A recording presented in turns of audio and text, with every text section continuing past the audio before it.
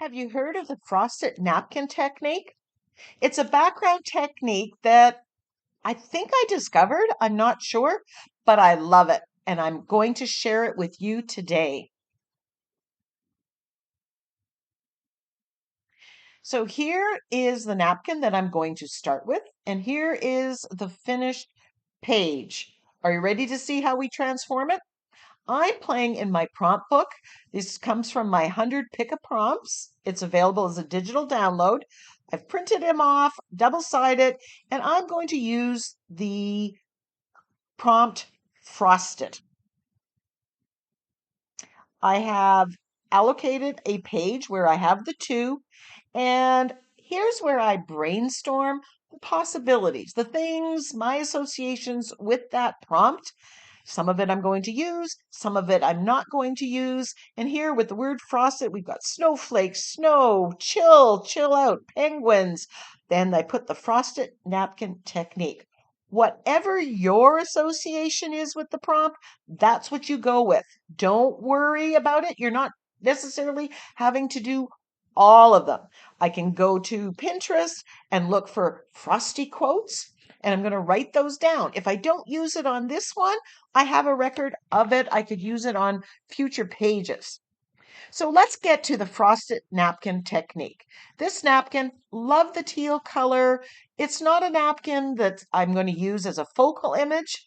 And even if it is a napkin that you can use as a focal image, you can use this technique to use up those napkins as basic collage papers or an Insta start to your page, paintless background, so to speak, or start. So I'm going to put that on here. I'm going to take advantage of that beautiful teal color and I'm going to make it look kind of frosted. I poured out my fluid matte medium and I'm just going to kind of rough cut this out just to get rid of some of the excess, just so it's a little easier to maneuver around. I've removed the two excess plies, and now I am simply going to, on the raw paper, put a layer of fluid matte medium, press my napkin on there. I'm getting it as smooth as possible, but I'm not worried if there's some texture in that. I love the texture as well. And then I'm putting a layer of the fluid matte medium on top. Being careful to not be too rough because I really don't want to tear the napkin. Now, in a technique video, technique tidbit, I have taught this technique. Here's another example of the frosted napkin technique. I will link that video if you want more information on it. So for the next step, to make this frosted, you can use white paint, titanium white, or white gesso. My white paint is a little more opaque than my gesso, so I'm going to use white paint, but either or. You're going to grab a stencil that has half and half, open and covered areas, and you're going to just stencil through it to kind of cover that up. You're going to block off any kind of focal image, so you're really not going to make out what was on the napkin itself, but the elements, the texture, the patterning that was there, the colors are going to come through with a bit of a frosted effect. Hence the name that I gave this technique. I'm just lining up my stencil here to extend it across. And I'm going to cover it right across. Do you have to cover the whole thing? No, I guess you could just do parts of it, but that would give a different effect and it wouldn't be a background technique. So the way I'm presenting this technique, it's a very much a background technique. Look at the colors come through, very frosty colored.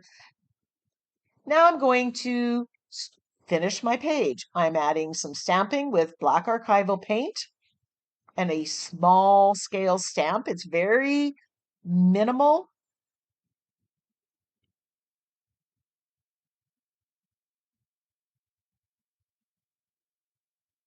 Then I grab some blue archival ink and I'm going to do some other stamping. small dots. It's very hard to tell, but these little things peek out. You're just adding interest and details.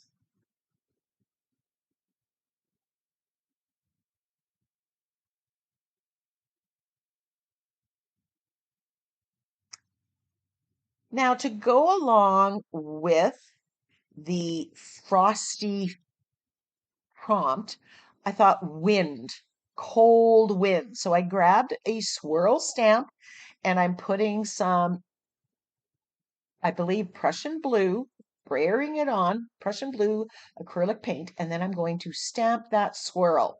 I'm creating a frosted, frosty feeling background. At this point, I have no idea what my focal image is going to be. I was thinking I was going to go with a snowman or snowflakes or something,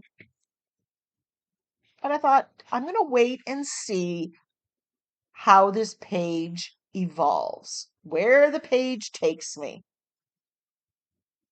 So here I'm just trying to put the swirl in different ways, different portions, pressing down. And again, I'm not trying to get a perfect stamp. I just want movement, wind, frostiness, chill.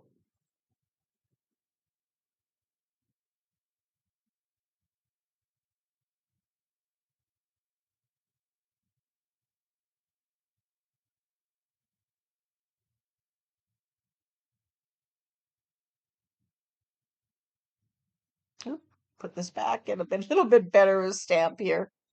And then I'm giving this a quick dye. Now, waste not, want not. So I have extra Prussian blue paint. I've got some white gesso or white paint back there. And I'm just going to stamp on, these are coffee filters. I have a Keurig. I don't use the coffee filters. I buy them for my art. And here I'm just stamping the Prussian blue on here. I'm going to clean off my stamp, clean off my brayer in a minute, make use of all that excess paint. So I keep a stash of these coffee filters, this one or the cone filters as well. And I just use up my excess paint. So nothing goes to waste. So this one, I'm going to stamp this swirl on it and it's going to sit on my desk.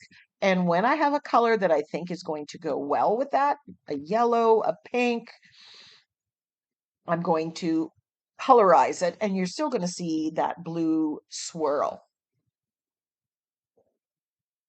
So it's kind of a work in progress. And I absolutely love using these as collage papers. These are some of my favorite collage papers. Now I still have a little bit of cleanup paint here. So this one, I'm wetting the coffee filter and then just I'm gonna get all that paint off that stamp. Why put it into a baby wipe when you can put it and use it on, make a collage paper. Here I'm cleaning off my brayer. I was serious about nothing going to waste.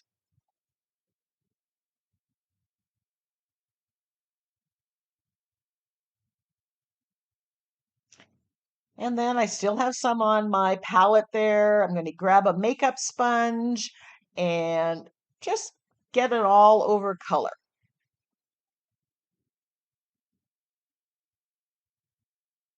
This isn't quite as dark as the Prussian blue. If I wanted it darker, I could put a little bit more paint on it or wait for another day when I'm going to have more Prussian blue to get rid of.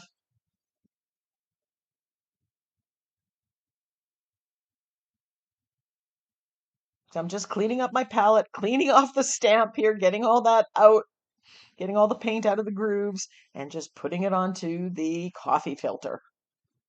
I'll link the video where I show how to make these DIY collage papers if you want to make them from scratch. So now I've got some white gesso or white paint on my palette, another makeup sponge, and I'm putting it through this stencil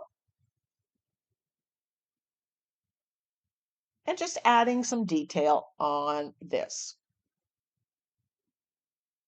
And then this, once it's dry, I'm just going to put it, I've got a file folder with all my coffee filter collage papers. It'll be a perfect one. Here's my background as it exists. I absolutely love it. Looks like a wallpaper design, which is causing me some problems at this time. So, because I'm not sure where to go from here. And when I'm unsure, just shade around it. I edge my page here. I'm using black acrylic paint, but I could have used Prussian blue. I'm just going around. I'm thinking, okay, what focal image am I going to use? Snowflake doesn't seem to work. I've got a nice frosty background. So yeah, I followed my prompt, but where am I going now? And nothing would be wrong with tabling this and coming back to it another day. And I did stop and have lunch. And I found this focal image of this girl, and she's white and blue. And I thought, okay, that kind of matches. Still not sure about the background. It's a little too much the same all over. Not enough variation. So I'm just going to glue this girl down, and we'll see where that goes. One step at a time. So once that's dry, I'm shading around her. I want her to pop a little bit off that background. So I'm shading around her with black acrylic paint and my angle brush.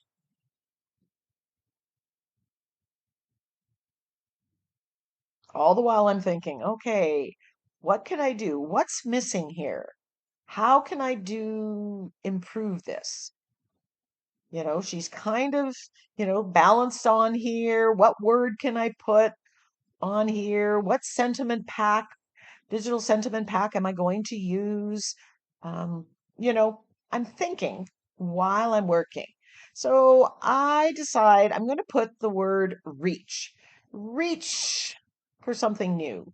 Reach for a new, or an old product that you have left in your stash. And then instead of putting it in blue, embracing the frostedness, I did it in white. And I think that made was a good choice. This stencil comes from the Crafters Workshop. They've got several different text stencils, and they're great if you're adding one or two words to your art journal page or your mixed media project. So I'm just going to stencil out the word reach.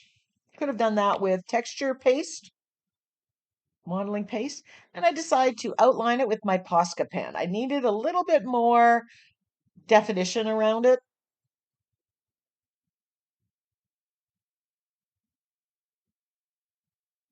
As I said, I don't know what the next step is until I start to do it.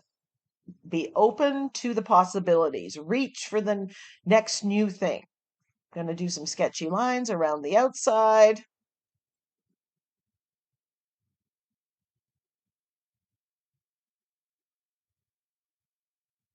And then I decide I need some more movement on the background. I need to break up that background. So I grab my Inktense pencil and I'm drawing a line across the page, and then I'm going to activate it. And this is going to divide up the page.